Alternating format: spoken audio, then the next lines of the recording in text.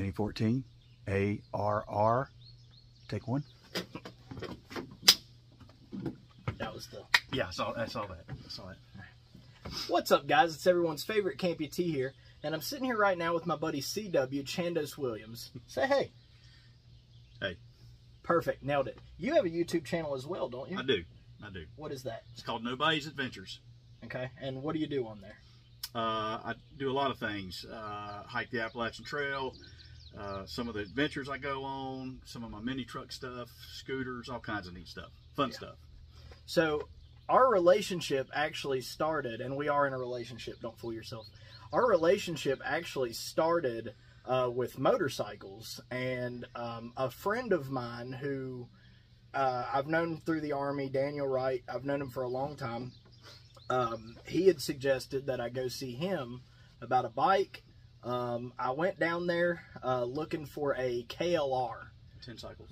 Yeah, 10 cycles. Well, I didn't know if I was allowed to name drop. Oh, yeah, the location. 10 cycles, yeah. So he used to work for 10 cycles, and I went down there looking for a KLR 650, but because I didn't have my motorcycle license at the time, Daniel had to ride it, so he rode it, and he was like, man, this thing feels like trash.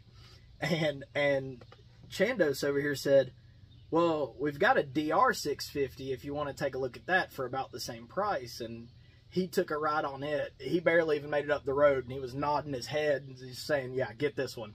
So I ended up getting the DR 650 from him. And then like 3 months later, I got a Honda Grom from him.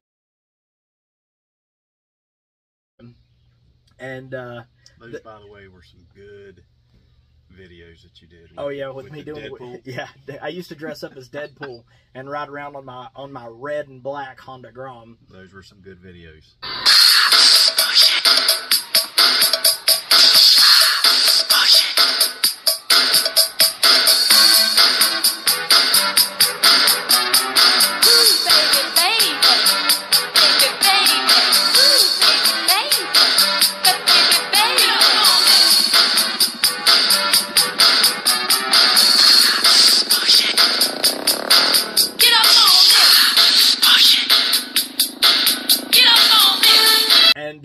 So the DR 650 is actually the motorcycle that I was on when I had my accident, my wife and I. And CW here called me while I was in the hospital, and he was like, man, I feel guilty about what happened to you because I'm the one who sold you the motorcycle. And I told him, you know, like, there's no way that anybody could have known or anything like that, because really it had nothing to do, him just being the salesperson had nothing to do with what happened. It had everything that had to do with the accident was some chick who was texting and driving. And yes, she was texting and driving. I found out later on, actually after the court case, by talking to the people who were in the car behind her. So make no mistake, she was texting and driving when she hit us. And nothing's going to happen to her, and we're not going to get anything for it. So that's our justice system. Anyway. You had to go there, didn't you? I did.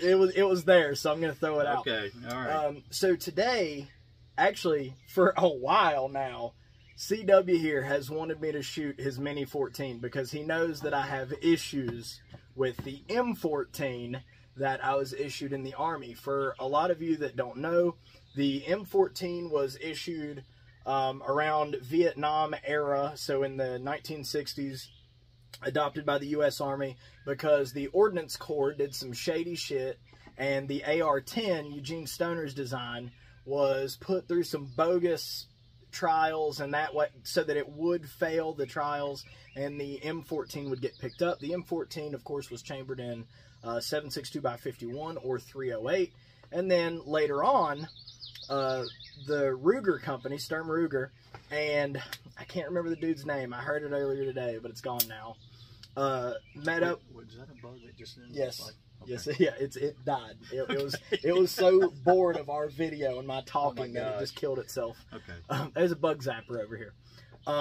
Met up with this guy who would basically take a print of a action for a gun, and then he could change the size of it with ratio sizing. So basically they took the M14 and then they ratio sized it down so that it would accept the 223, or 5.56 by 45 chambering. And this one is very far from a regular Mini 14. Regular Mini 14, like the M14, is a piece of shit, you see. And this one isn't. This one's actually pretty rad. Not only does it go full auto whenever you don't expect it to.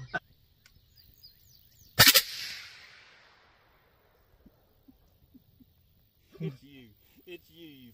Actually, that was partially my fault. I was bump firing it. I was trying to get the best groups possible, and I was using a method called free recoil, and it didn't like that. You got to put some ass behind it so it has somewhere to go and stop.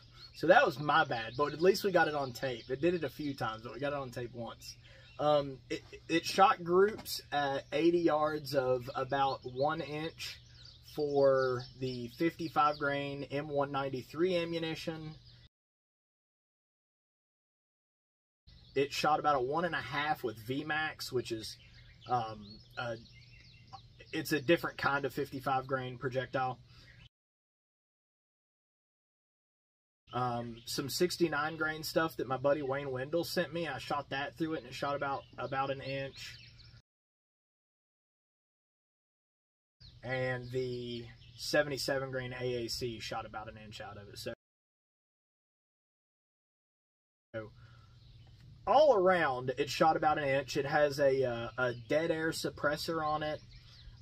It has a aftermarket barrel, aftermarket trigger. What was the company you said did all that work? Accuracy Systems out of Denver, Colorado. Accuracy Systems out of Denver, Colorado. I knew that. I remembered it. Yeah. And the scope that he has on it is a Leupold, which a lot of you guys know that I had a little falling out with Leupold a few years ago, but that has nothing to do with this rifle. It has something to do with their people that work there.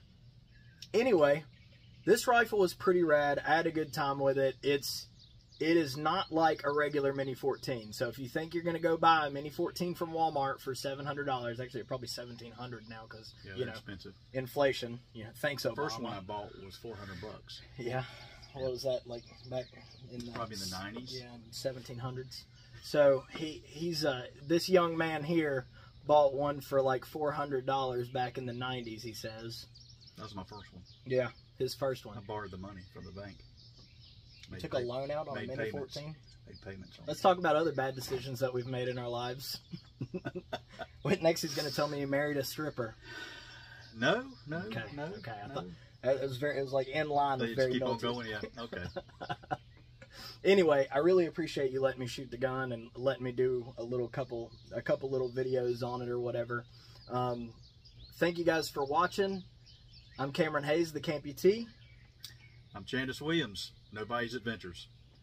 And thanks for watching.